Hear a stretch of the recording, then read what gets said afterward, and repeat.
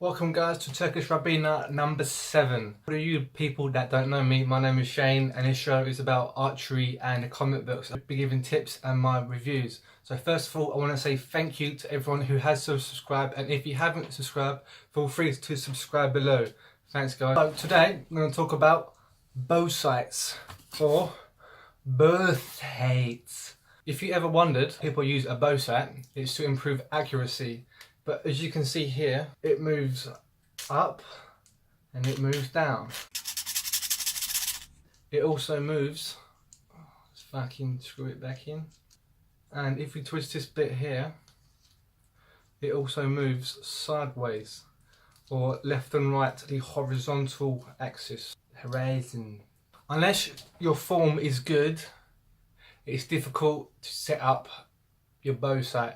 If you're shooting, pow! Your arrows are going all over the place, even though this isn't moving. You're going to have trouble trying to shoot or aim to see where this is exactly going. You can't really start adjusting your sight until you get a nice grouping of arrows. What you're shooting and you're using the sight, 3 arrows go within a small area. That way you know your aiming and your form is relatively good. Start playing about with the sight. You might ask, when do I change the sight? Now here's something that I prepared earlier. This is a Portsmouth target and I'm going to shoot an arrow into here. Shot it, okay! If your bow sight is and you're aiming here, your arrow goes up here, that means you want to move the sight up. Shot it, okay! Arrow goes on the right to move the sight ever so slightly to the right. You always want to make micro adjustments. Shot it, okay! If your arrow goes on the left, then you want to make a micro adjustment. You just want to move that tiny bit from there to there, just ever so slightly to make adjustments, because if you make a large adjustment, the arrow could go all the way back over there. But if you make a tiny adjustment, you will eventually get it back there. The moral of the story is always follow the arrow. If the arrow shoots above the bullseye and you're aiming at the bullseye, you move the sight up.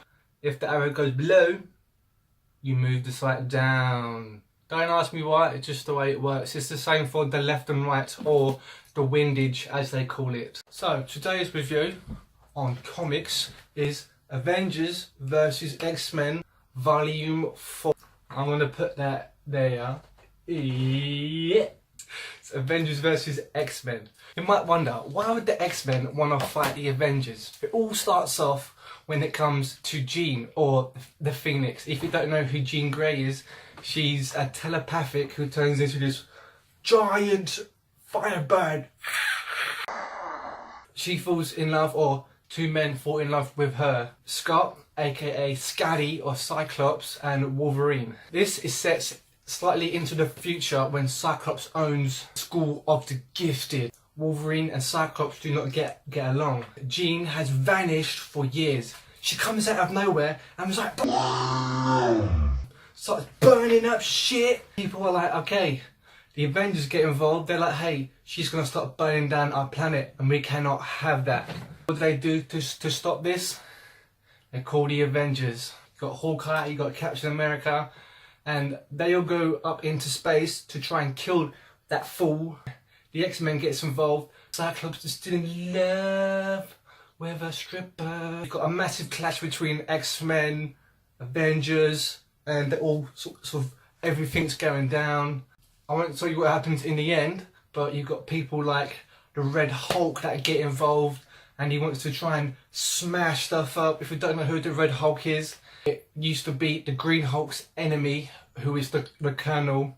If you want to hear about his story, look it up online or read the comic, but it's a good story. He's got healing powers. Recognize. I would recommend this as a really good read, and I would definitely recommend it to others.